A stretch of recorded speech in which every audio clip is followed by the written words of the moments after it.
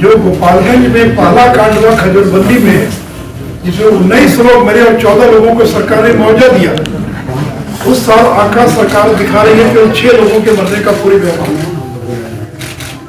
तो सरकार आंकड़ों को किस तरह से दबा रही है, ये उसका एक उदाहरण है कि सरकार आंकड़े भेज दिए और कहती देखिए हमारे तो बहुत कम लोगों की मौत हुई।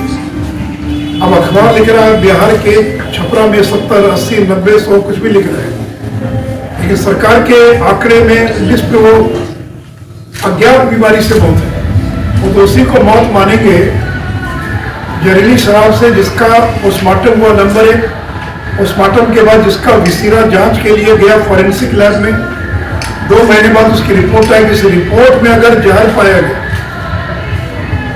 तब जाकर वो जो है माना जाएगा कि वो जहरीली शराब से मौत है। और 6 साल में सरकार कह रही है कि केवल 23 मौत हुई है बिहार में, और मुख्यमंत्री कह रहे हैं कि किसी भी कीमत पर मैं मुआवजा नहीं दूंगा। मेरे पास एक अखबार की कटिंग है 2000 अगस्त 2018 की, रोहित कुमार सिंह उन्हीं की स्टोरी है, जिसे मुख्यमंत्री कह रहे हैं says compensation to be given when liquor proved cause of death. मुआवजा दिया जाएगा अगर ये प्रमाणित हो गया कि मौत का कारण जहरीली शराब। ये खजूरबंदी की घटना के बाद है। आगे मुख्यमंत्री कहते हैं इसे if the deaths are due to hooch यानी जहरीली शराब, compensation of rupees 4 lakh each would be given to the family members of the victims।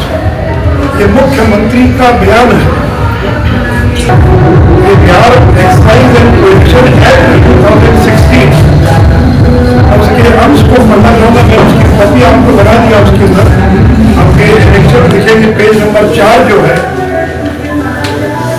उसके अंदर वो दिया हुआ है, उसकी कॉपी मैंने लगा दिया है, तो पढ़ता हूँ। कॉम्पनसेशन भुगतान करने हेतु तो कलेक्टर द्वारा आदेश, दंड प्रक्रिया संहिता 1973 में इस अधिनियम के अधीन नियम को अधिकार है कि आदेश पारित करते समय यदि उसे लगता है कि किसी स्थान पर बेचे गए शराब के सेवन के कारण किसी व्यक्ति की मृत्यु हुई या बीमार हुआ, तो वह निर्माता विक्रेता चाहे किसी अपराध में दोष सिद्ध हुआ हो या नहीं, कॉम्पनसेशन के रूप में प्रत्येक मृतक के प्रतिनिधि को कम से कम 4 लाख रुपया, गंभीर रूप से क्षतिग्रस्त व्यक्ति को 2 लाख रुपया, और किसी अन्य चोट खाने वाले व्यक्ति को 20,000 रुपया भुगतान करने का आदेश देगा।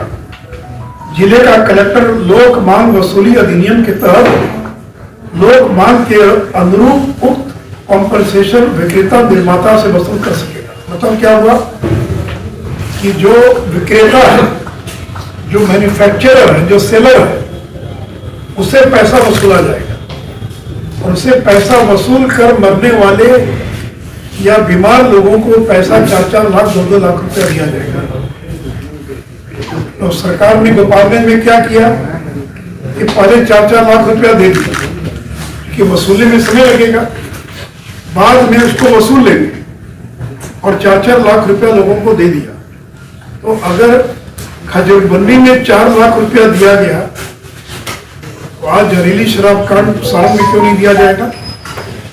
और इतने गरीब लोग हैं नीतीश जी, आपकी संवेदना मर गई है क्या?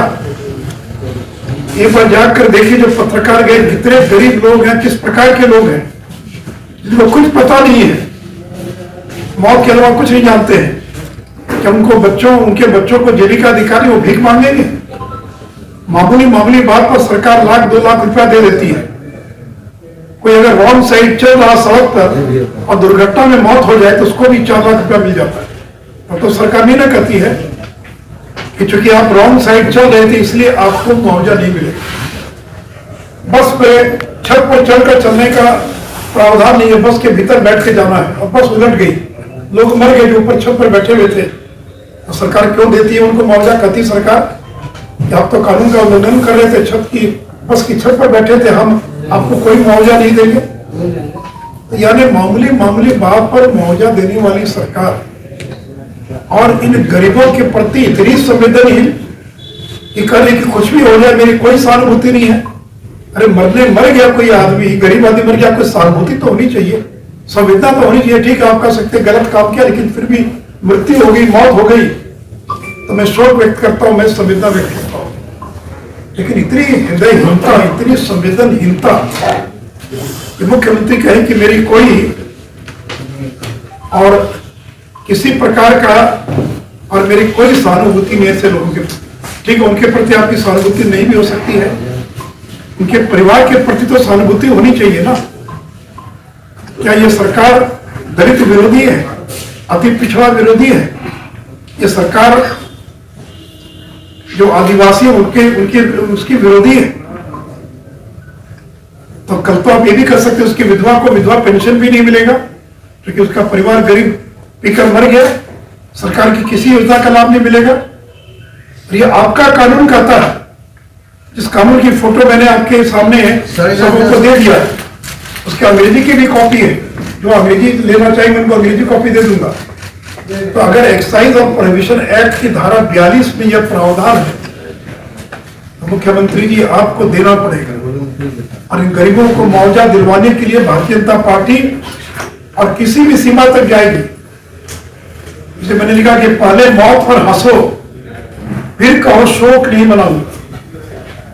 तो मौत पर हंसता कोई व्यक्ति हंस रहे हैं, और फिर जो गुस्से में तो इतना रौद्र रूप धारण कर लिया।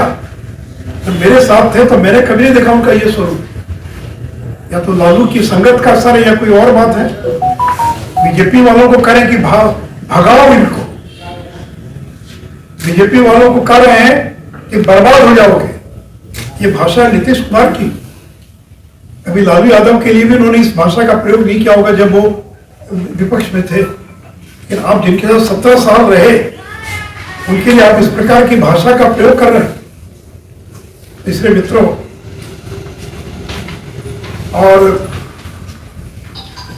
छोटे मोटे 2-4 अधिकारियों को सस्पेंड कर दिया गया, लेकिन वहां के एसपी का क्यों नहीं सस्पेंड किया गया, वहां के डीएसपी का क्यों नहीं किया गया?